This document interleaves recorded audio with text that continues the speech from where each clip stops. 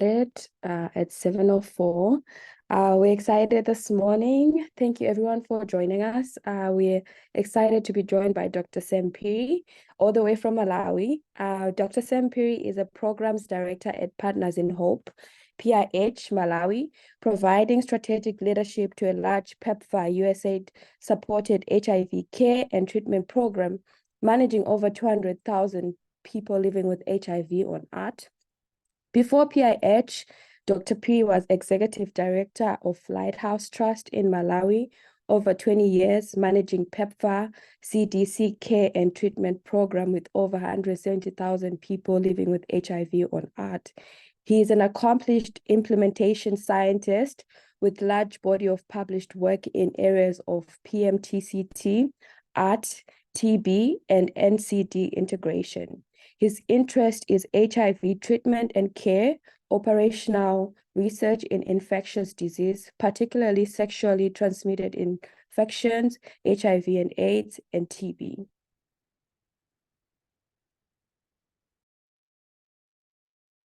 Dr. P received a master's degree in sexually transmitted infections and HIV from the University of London, London School of Hygiene and Tropical Medicine, and University College of London. Then awarded a doctoral of philosophy degree in clinical epidemiology from the University of London.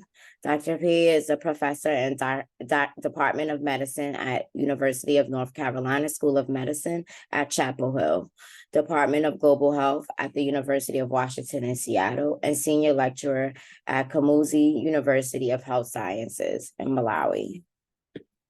Hi, everyone. Before we get started, we just wanted to introduce our speaker. Me and Ravimbo will be your directors for today to facilitate the conversation. And I'm Fatimata, and Ravimbo just spoke. Welcome, everyone.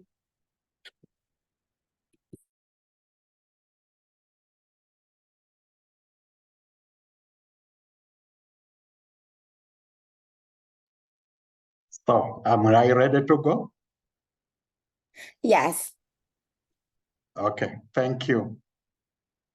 So thanks for the generous introduction. We will, in this, I'm excited and honored to take this session. And we'll be talking about the HIV national response. We will take through the Malawi experience. And we will actually, in this case, what I can mention is that we will just actually have a snapshot of the HIV and AIDS global update. Then we just go through in terms of the HIV situation in Malawi, and then the program progress and achievements of the national program. But also I'll touch on the Partners in Hope, the contribution of Partners in Hope to national programs. And then finally, I'll look at the integration of non-communicable diseases in routine HIV care. And I'll use examples of the Lighthouse and Partners in Hope, Partners in Health, and Dignitas International in Malawi. So looking at the summary of global HIV epidemic, if you look into the UN's report 2023, which was released in July 2023, you'll see that by the end of 2022, there were about 39 million people living with HIV globally.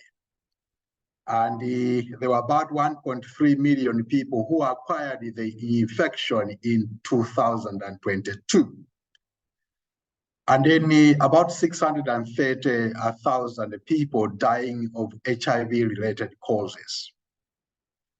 You have actually a couple of different, in this case, groups, which you will be able to see when you look at, in this case, on the slide. And for example, that's And then you have women, you have men, and also you have children who are less than 15 years, and you would have a breakdown of these, which you look in detail when you when you get the slide deck. Looking at the progress of your Malawi, in this case, globally, the UNAIDS, the Joint Accurate HIV Program, put up targets for finding out what is called 90-90-90 for the idea was that the program would find 90% of the people who are living with HIV to know their status, and then 90% of those who are on HIV knowing their status to be started on treatment, long-term antiretroviral drugs, and finally 90% of those who are on treatment to be virally suppressed. These were targets which were set for 2020, and then later on, these targets were set to be 95, 95, 95, set for 2025. So when you look at 2022 in terms of progress, you will look at what was in 2015 and what was in 2022 to look at the progress. And you see that by 2022, globally, 86% of people living with HIV were aware of their HIV status. And then 76% were on long-term antiretroviral drugs, while 71% were virally suppressed in the year 2020. We've seen a significant increase when you look at between 2015 to 2020, in this case, in the cascades that we have seen over here. So which means that the global program has been making progress, despite the fact that it did not reach the 20, because we're moving towards the 2025 with a 95, 95, 95, but there's a positive trajectory when you compare from 2015. Now, we talk about epidemic control, and if you're interested and understanding the global trends of diseases for HIV, when you talk about epidemic control, it means that you look at the annual number of people who are acquiring HIV, the blue line, and also the annual number of people dying with HIV-related diseases, the black line. So in that case, if you look at 2022, you see this gap here. It is expected that the number of people who are acquiring HIV should significantly go down and meet up with the deaths down over here. Then you are talking about an epidemic control. So which means different countries are working hard to make sure that by 2025, there should be a significant reduction of new infections and maintained, and also significant reduction of deaths and maintained down. And that's what the definition of epidemic control is all about. So when you look into 2022, actually 10 top countries with significant progress on the 95, 95, 95, moving towards the epidemic control. You see that 5 countries, when you look at the total population with HIV, you are looking at the first 95, second 95, and third 95. And Eswatini is a country which is high up on the list, with already closing up the gap of 95, 95, 95 last year before we go to 2025. So Eswatini, Tanzania, Botswana, Zimbabwe, and Rwanda, these in green, these are the ones who actually have significantly done very well, and most of their parameters of the cascade being above 90%. However, there are also other countries, and I am actually very pleased to see that Malawi, where I am based, is also amongst the league of the top 10, with 94, 92, and 86. So above 90%, the first and second 95, with 86% for viral suppression. Now let's come to Malawi in detail. So Malawi has the Malawi National Strategic Plan for HIV and AIDS 2020-2025, which is a guiding document sustaining gains and accelerating progress towards epidemic control. And the vision is to make sure that we have a prosperous nation, and then mission being providing high quality HIV prevention, treatment, care, and support. The goal will contribute towards ending AIDS as part of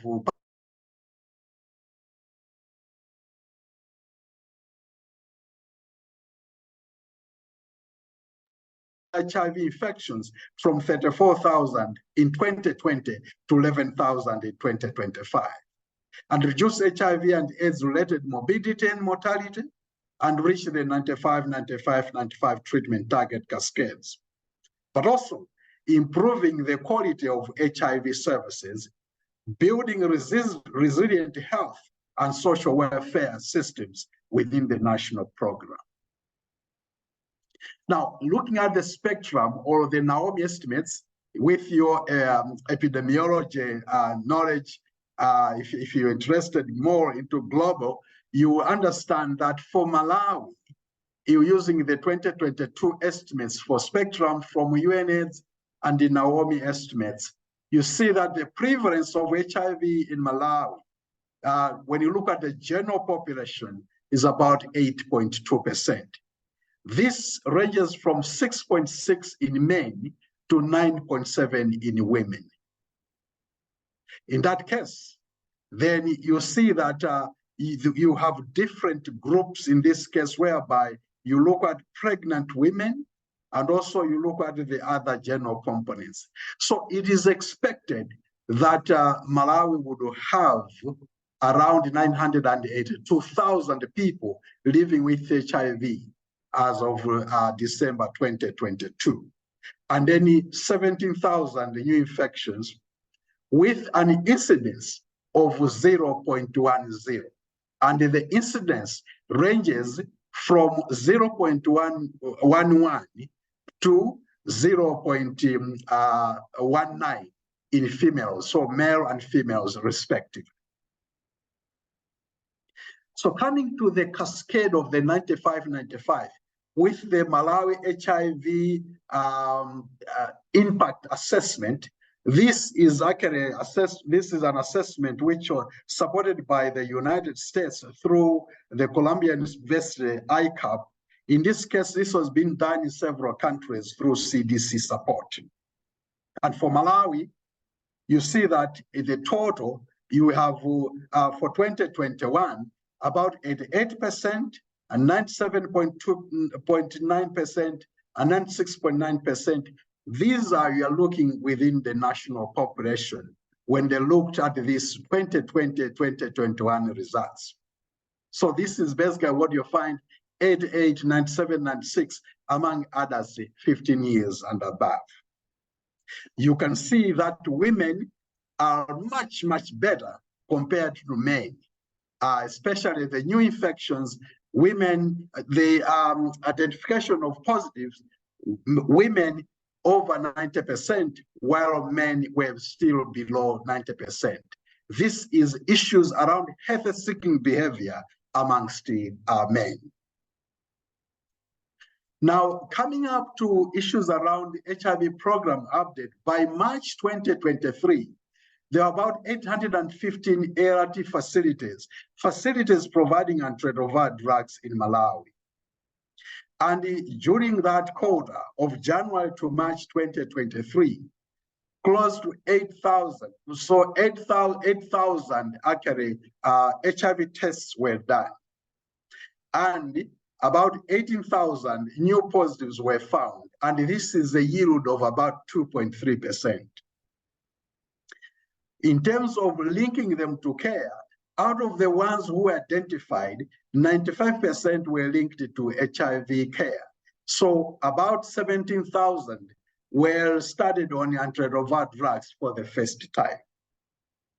So looking at over the 982,000 people who we expect that are living with HIV in Malawi, 937,199 patients were alive on antiretroviral drugs. And this is 93% coverage of accurate HIV treatment care in Malawi, which is pretty good when you look at, if you look at the global report for HIV, you see that Malawi has done really very well in terms of coverage of starting patients on antiretroviral drugs. We have a 70%, in this case, 7% unmet need for provision of ART. This is actually 74% coverage for children, which is lower, but a higher 94% coverage amongst adults 15 years and above. So if you remember here is that you have a good coverage on adults. It's still some work Malawi to be done on accurate children with a coverage of below 75%. If you look at the retention, so all those who have been studied on antiretroviral drugs, at 12 months of initiation, 85% of children are still in care at the facilities where they're getting their medication. This is about 83% in adults, so the retention is better in the children slightly compared to the adults. It is also better in women who are pregnant, HIV positive, or breastfeeding HIV positive, who have been studied on antiretroviral drugs, which is called option B+. When we look at viral suppression, this is the program. You see that in all ages and sex, 94% of those on treatment have a viral suppression. Now here, you should understand that these are people whose blood has been drawn for viral load monitoring. And so we are only measuring those who samples were taken, results were available, their viral load was lower than 1,000 copies. These are the ones who are 94%. And children was 78%, which is lower compared to when you look at men, 94%, and women, 95%. This is, as you know, children are complex amongst themselves, relying upon guardians and wards, but also the medication can be an issue in terms of the regimen. Now, this is to look at elimination of mother-to-child transmission. The definition of elimination of mother-to-child transmission of HIV is that the HIV-free survival, the HIV infection would be less than 5% within the population. And in this case for Malawi 2021, 2,500 new child infections were isolated in this case, which means this was about 6.5% as a final transmission rate of 24 months follow-up. So we missed the definition and target for threshold for elimination of mother-to-child transmission. If we can work very hard to reduce it below 5%, and we'll see how the 2022, how 2023 will look like, whether we're gonna reach the definition threshold for elimination of mother-to-child transmission. So just to mention that these new infections exceed new infections amongst all key populations combined when you look at sex workers and also men of sex with men. So it is an intervention of prevention of mother-to-child transmission, which is actually seen to be working, but we need to work very well over this. Now that was about Malawi. Let's come to Partners in Hope. So Partners in Hope is a non-governmental organization affiliated to the Christian Health of Malawi Association. And we have the medical center where it is a hospital, which is private, but we have a program, which is a clinical implementing partner for PEFA through USAID. We have a major grant, which is $80 million for 5 years, starting from 2021 up to 2026. This is actually operated in 9 districts of Malawi, 2 in the south, 4 in the center, and 2 in the north, 4 in the center, and 3 in the southern part of Malawi. 123 health facilities within that, and we implement this program with the University of California, Los Angeles, and that's why I'm talking to you guys, because of the collaboration that we have, Partners in Hope and UCLA. And we have a local, which is a Catholic organization, Lilongwe Catholic Health Commission. Out of the 123 facilities, 203,639 recipients of care patients are live on antiretroviral drugs. This is close to 23% of the national cohort in Malawi. So which means we basically, in this case, we're moving close to a quarter of patients that we are managing under the Partners in Hope program are actually, in this case, alive on treatment compared to the national program. The core objectives are to increase and sustain the proportion of people living with HIV identified and linked to treatment, and also to increase durable viral load submission. So the first one is the first and second 95, and then the third one, actually in this case, the first objective is the first 95, and the second one is now to look at the antiretroviral drugs long-term and viral suppression. While the third one, which is high-impact preventive services, is to look at the oral pre-exposure prophylaxis. And later on, we'll be moving to also injectable cabotegravir long-acting prophylaxis for HIV, but currently focusing on oral. Finally, improving availability of quality site-level data. This is to look at quality improvements of our programs.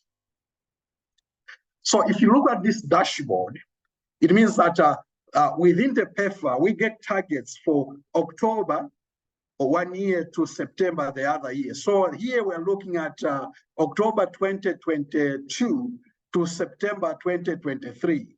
But this data is up to August 2023 because the September data is not yet available. So we expected to find just above 500,000 of people to be tested during this period. And we were able to test about 760,000, which is above our target, what we are allocated. In terms of finding new HIV positives, people living with HIV, knowing their status, we're supposed to find 16,013, and we're able to find 14,333, which is 89% over that. We're moving towards above 95%, 90%. In terms of starting new patients on antiretroviral drugs, we're supposed to start 15,269 for a year.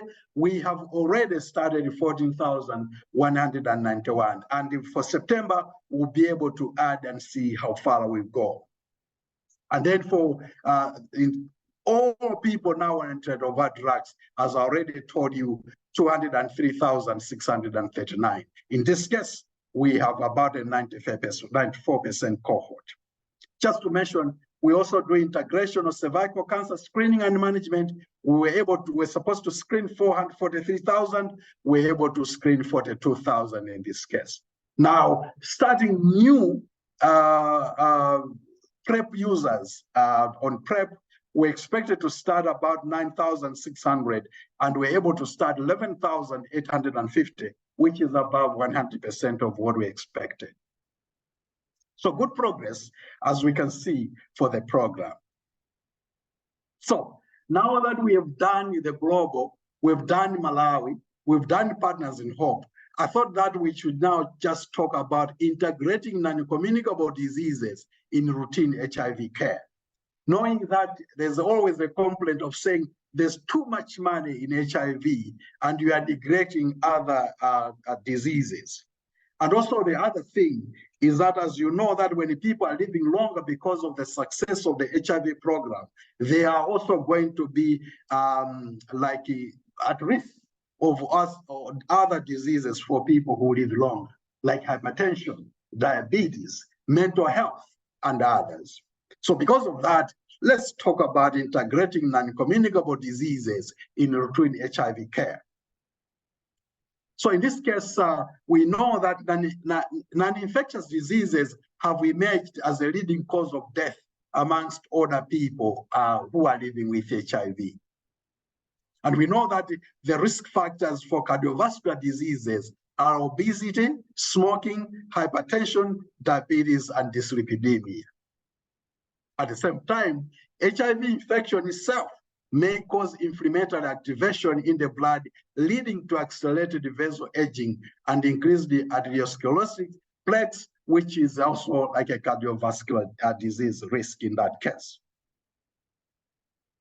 So the national efforts for integrated HIV and communicable disease care in Malawi started way back in 2007, where integration of cervical cancer and HIV screening policy was developed. And in 2015, HIV and hypertension integration efforts started as a thematic area under Ministry of Health-led knowledge translation platform, which was supported by HIV program implementing partners. In 2016, the national policy on hypertension screening in ART clinics was actually put into place.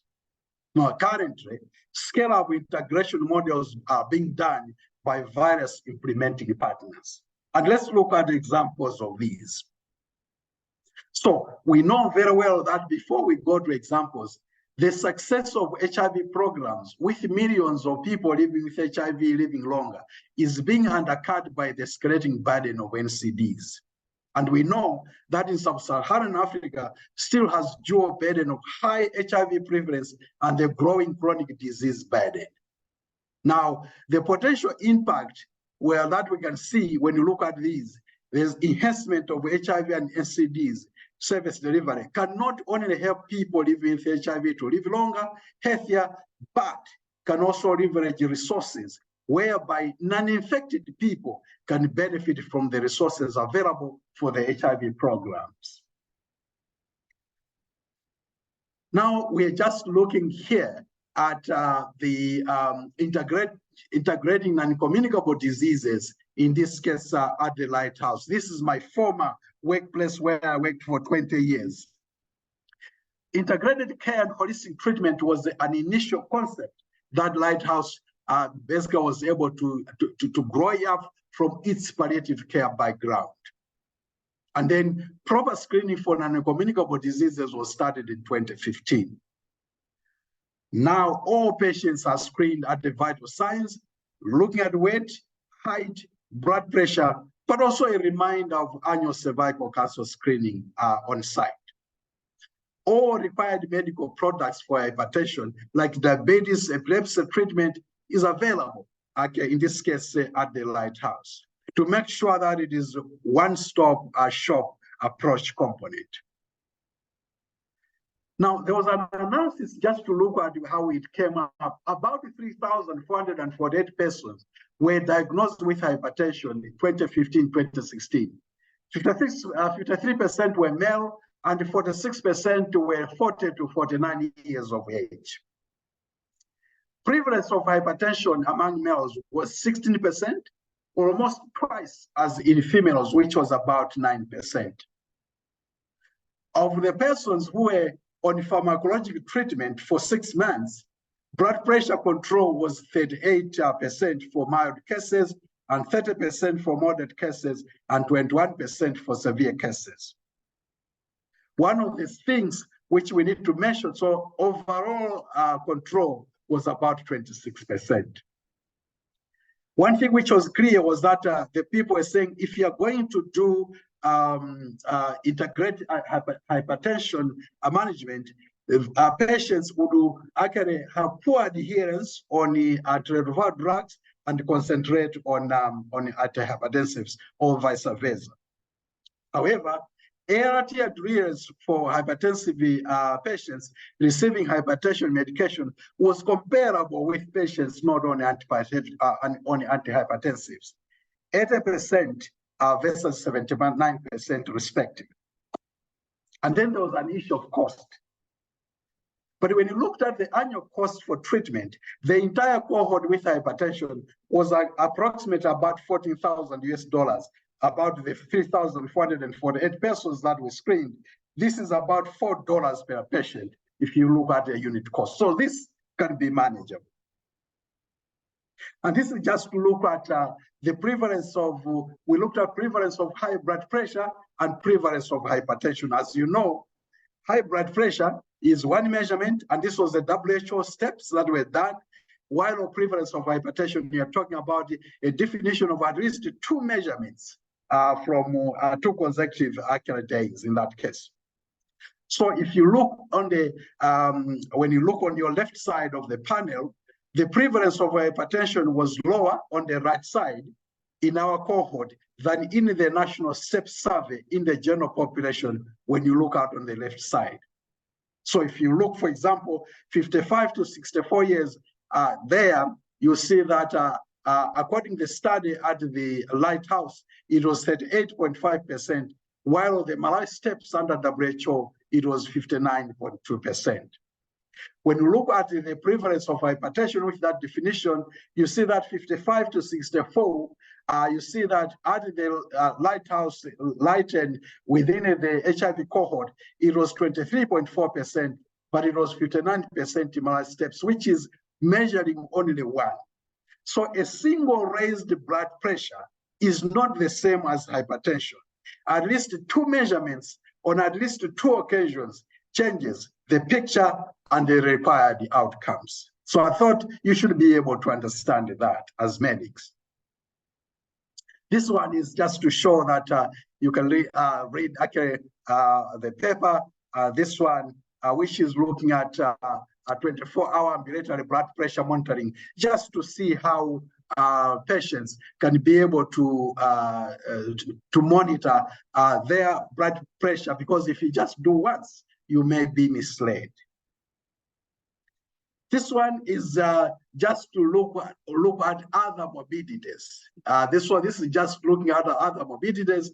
You will see that here, the median age amongst the cohort which was there was about 46 years, and hypertension grade 1 was 33%, hypertension grade 2 was 18%, and hypertension grade 3 was 4%.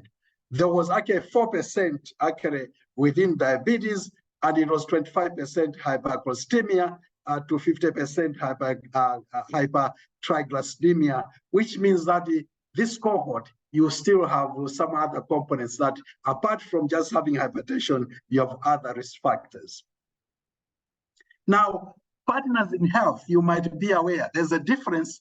Partners in Hope is local in Malawi, while Partners in Health is the international, and you might know late Paul Farmer was the one who was actually managing this. And they actually have integrated also the chronic care, including HIV, and amongst NCD clients, 15% were HIV positive. And there's a feasible with considerable investments, including training for this integration. And in this case, Partners in Health utilize the regular mass screening events for in the community.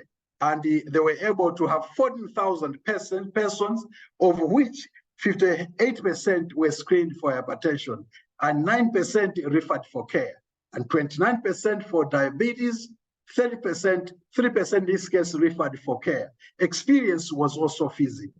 So integrated chronic care was decentralized to 15 primary care clinics. So I think what we can get from here is that a retrospective cohort study demonstrated good outcomes, high 1-year retention, 85%, 72% for NCDs, and then improvements for non-communicable diseases with a viral suppression of 85%. Then looking at the Partners in Hope, we looked at high rates of uncontrolled blood pressure in the Malawian adults living with HIV. And this was a study that was done at PIH, and it was a prospective observational cohort study at the HIV clinic. we were looking at uncontrolled hypertension with a systolic blood pressure of about 140 and diastolic of more than 90. So controlled hypertension, we're talking about controlled BP of less than 140, in that case, systolic and diastolic of less than 90.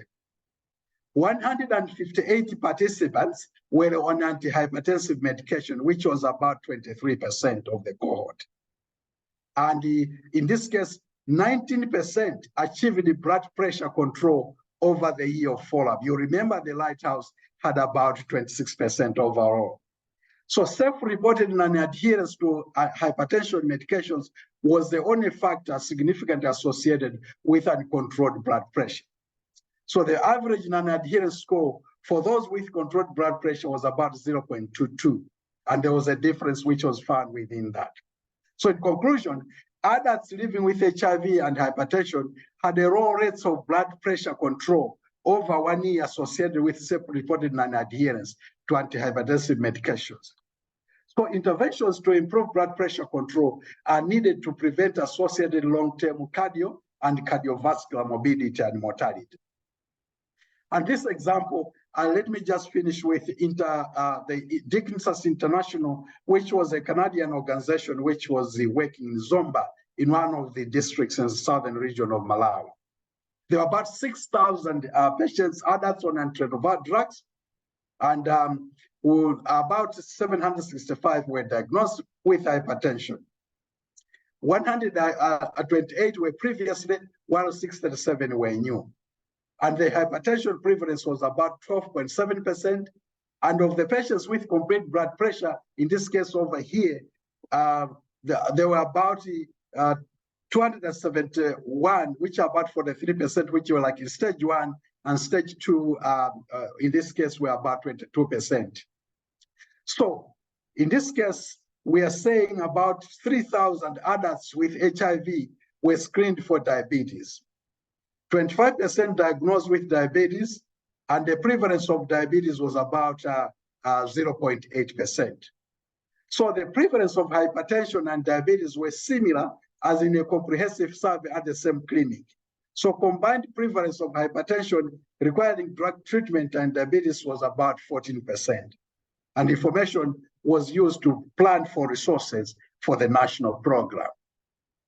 So lessons learned as I'm closing, the benefit of thorough preparation, like guidelines, standard operating procedures, adaptation of patient flow, routine workload was inadvertently shifted from nurses to clinical officers, that's at Zomba. Waiting time was increased, but then decreased to pre-integration levels. And some of the things I would mention is that measuring blood pressure on every visit was simple to implement, but created additional workload.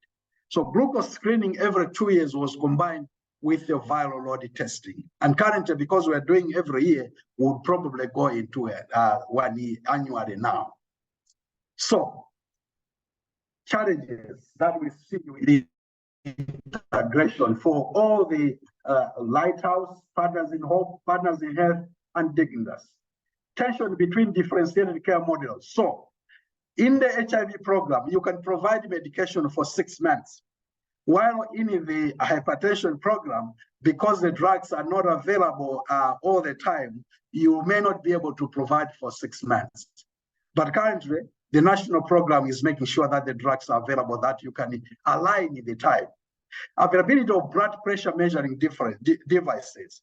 So they may the digital sphygmomanometers may be available, but probably batteries may not be available.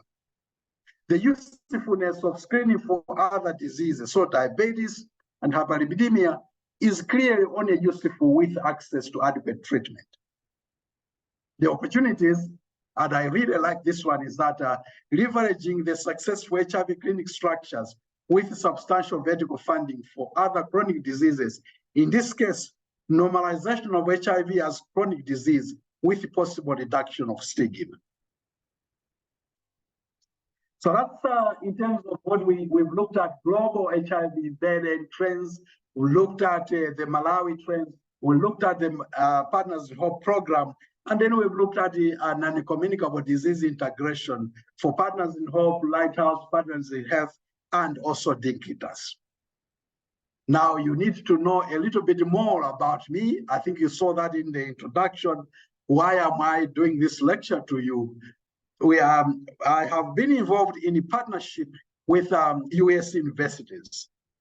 My first one is University of North Carolina in Chapel Hill, and I've been like a multiple PI on grants funded by National Institute of Health, NIH in this case, NICD. And then in this case, I have worked over that for a period of time. Again, because of the collaboration I had with the Lighthouse, with University of Washington, also I have partnership over there where I am able to actually look at, work with them on different programs. And then, finally, is that currently I am as working at Partners in Hope. So Partners in Hope has been in partnership with UCLA actually for a long time.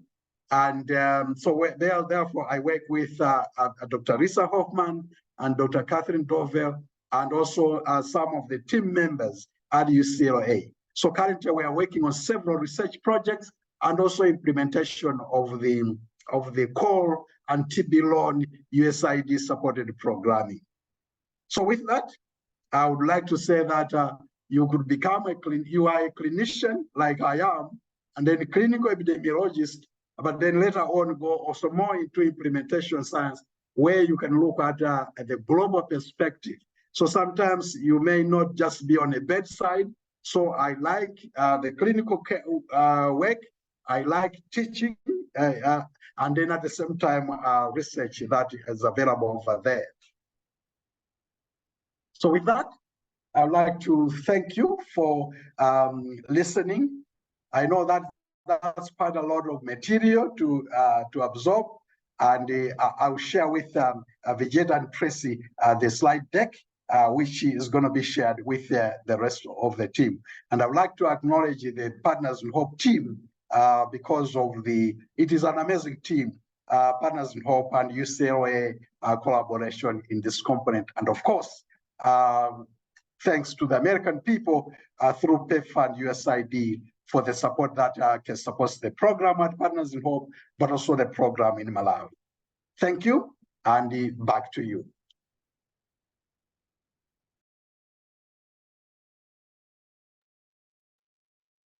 Thank you so much, Dr. P, for your wonderful presentation. At this time, I think if we have anyone with questions, we can take in some questions if you have time for that.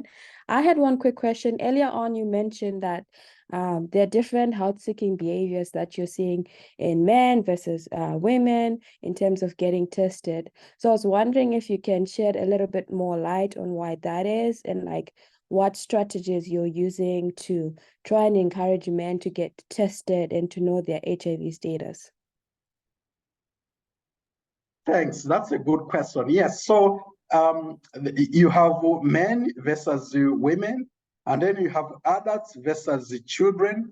So in terms of men versus women, is that for women, first, on a positive note, their exposure to the health facility is significant, because when they are sick, they would go to the health facility. When they are pregnant, there are programs within the antenatal, labor and delivery, and postnatal. When their spouse is sick, they would also bring them to the hospital. When the child is sick, for immunization or just for sickness or for growth monitoring, they would come to the facility. So they have a lot of exposure to the programs because they go to the hospital more. And men, the other thing is, me being one of them, is that the health-seeking behavior is really a challenge. By the time the men go to a health facility, they are indeed sick. So that's why even mortality is higher amongst men compared to women, because women actually access care earlier compared to actually men. And then they will say they're busy and doing other things, and ego over that too. So that's one of the components that is available. In terms of interventions, currently, so we have what we call index testing. So if a woman comes and they're HIV positive, we would now say we would like to reach out to their spouse and other contacts. So we can either get them by phone and tell them to come to the facility, or we can come into their home and test them there. And then also, most of our health facilities are not men-friendly. So because they have a lot of women around, so when you come in, the men may not be comfortable. So we have what we call men's space in our, for example, at Partners in Hope, whereby we say people can come on a Saturday, and then while they are waiting, because they are always anxious not to wait longer, you can actually provide them with games that they can do, whether it is bar, chess, or drafts while they are waiting. The other thing is that they would come in with bicycles, and they say they don't want to go in when they escort their spouses because one may be able to steal their bicycles. So what we do is we plan also to make sure that we have a structure where you can lock their bicycles so that they are comfortable to participate because their bicycle is safe. So that's about a male and female. But also look at the prevalence and epidemiologically, women in Malawi are infected earlier compared to their male counterparts. Because actually, a lot of people, they are not even infected with amongst their peers, but the older men are rushing to the younger girls, therefore shifting the infection to the younger girls. And in this case, that's why 60% of the cohort of HIV positive people on treatment are women, while 40% are actually men. In terms of children and adults, it is because of the complexity of the medication, but also at the same time for virus suppression. So at the same time, when the women come to the hospital, sometimes they have a child who is exposed, but they come, the health providers should be able to say, where is are you breastfeeding? So that they can be able to bring them up in that component. So I think those are some of the differences, drivers of the differences we're talking about. And back to you. Thank you for that. Before I ask my question, I just wanted to open the floor for everyone else. Does anybody have a question? Just feel free to add it in the chat. So my question was, I have two separate questions. The first one is, in your health data with hypertension and diabetes, does that include gestational hypertension and diabetes for pregnant patients? Or was it just hypertension and diabetes independent of pregnancy? So in that case, actually, you are talking about, there was a component of hypertension in the general group, male and female, independence of actual pregnancy. But there was another, for example, for Zomba, they were able to look at both hypertension and diabetes. That's where the 14% actually were able to have both hypertension and diabetes. But in this case, it is in the general population, hypertension as an independent disease, and then diabetes as an independent disease. But I think a lot of material that are provided today is basically on hypertension. Thank you for that. And then I also just have a question relating to how has the social norms, gender roles, and violence against women shaped the work that you have been doing? And how has it exacerbated the spread of infectious diseases? And if so, what resources have you guys developed to combat this? So yes, that's why I was mentioning earlier to say that women are infected earlier than their male counterparts. So the component of gender was actually gender violence and other things, especially in the rural areas. So amongst even the younger ones. So that's why the girls were really affected quite more. Then you have the domestic violence, in this case within their homes, whereby the women do not have much say, and they need to negotiate condom use, even if you have availability of female condom, but still it cannot be used unless they have actually discussed with a male counterpart, where sex is not discussed in the rural areas. It just happens. It is not discussed. It just happens. So I should mention that this was one of the drivers also for the infection. However, in the national program, there have been the promotion to make sure that the gender component is addressed, and also intimate partner violence interventions have been put forward so that we have our psychosocial counselors who enlisted this, especially when you talked about the index testing. If you say you're positive, now for me to identify the partner for them to come, that can be an issue. Say, who has told you? So it is actually, we do not disclose. We just say, can you come to the hospital? And then later on, we see how best can be managed. So there are different initiatives that have been put into place. But I must admit to you, this is recently where intimate partner violence has been paid more attention. Otherwise, culturally before, it was actually buried under the sun. But actually now, we think that we are gaining because people are able to talk about this. Back to you.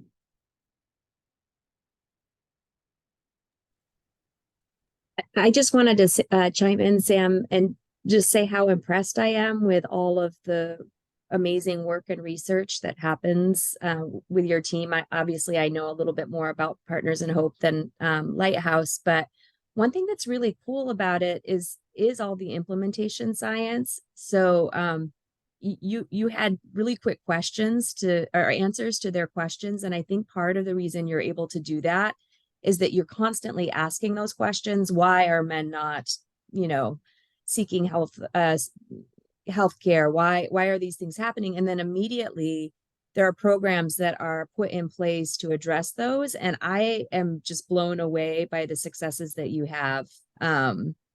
It's every time I learn about them, and every time I hear this talk, I just feel very inspired. So I'm just wondering, what are the ways that students can get involved with some of the work that you're doing? And especially, we have two different types of students that are in this talk today, and we're going to share the recording with the others. There are some that can get involved in a small way, maybe contributing to a manuscript, supporting in some way.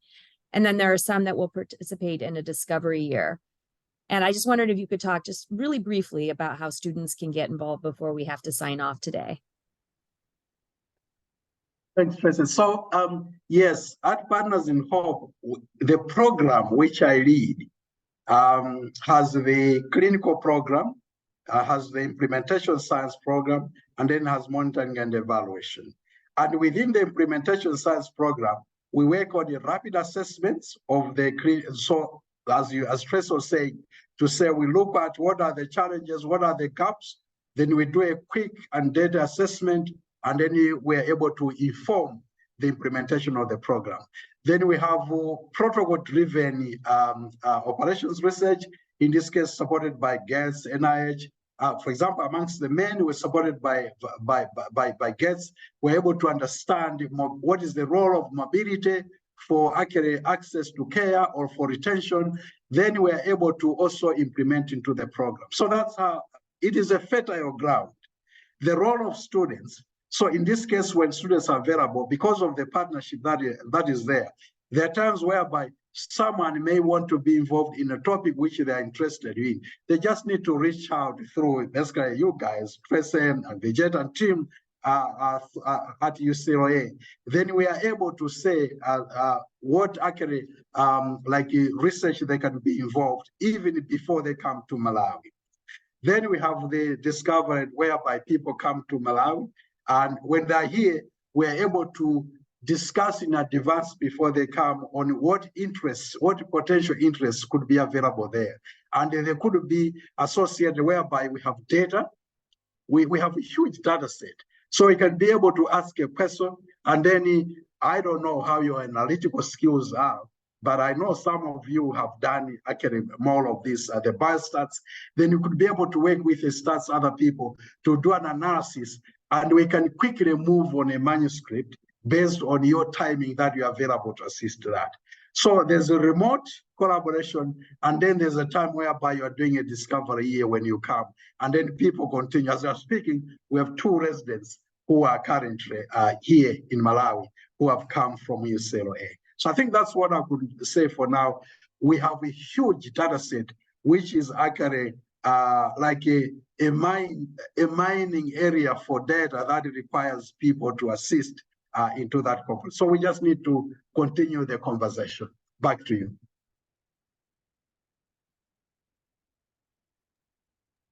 Well, I just wanted to, I wanted to pass it to our two students again to wrap up. They have class right now, and to thank them for their wonderful moderation of the Q&A and introduction. Yeah. So I will let them finish up today. Thank you so much, Dr. Piri, for your wonderful presentation. It was very enlightening to learn more about your implementation strategies. Like Tracy said, it's very inspiring for us younger emerging clinicians, and we'll be hoping to work with you in the future as well. And hopefully we can stay in touch. Hopefully Tracy and the team can give us your contact, and if we have any other questions, hopefully we can reach out to you if that's okay with you. You're welcome. You're welcome. No problem. Thank you. Thank you. I second everything Ravimbo just stated. We appreciate your time, and hope you have a great rest of your day. Thank you. And please have a good day. Thank you. It was a pleasure to be with you. Thank you so much, Sam. Have a great evening. Bye, Sam. Okay, thank you. Okay, have a great day. Thank you. You Bye-bye. too. Bye-bye. Bye.